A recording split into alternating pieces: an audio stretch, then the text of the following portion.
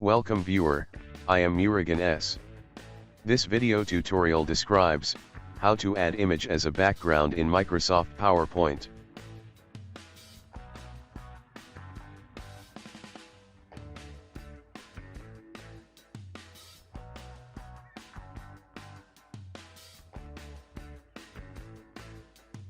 Click Design.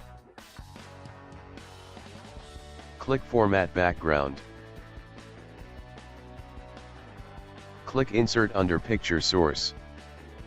Select from a file, Online Pictures, and from Icons.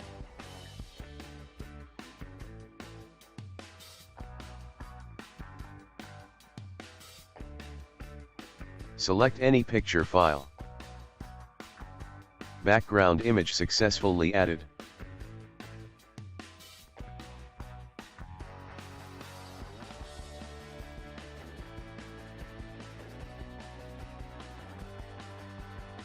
Click Apply to All.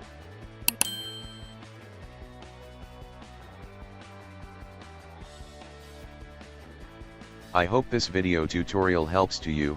Please like, share and don't forget to subscribe my channel. Thank you very much. See you next video.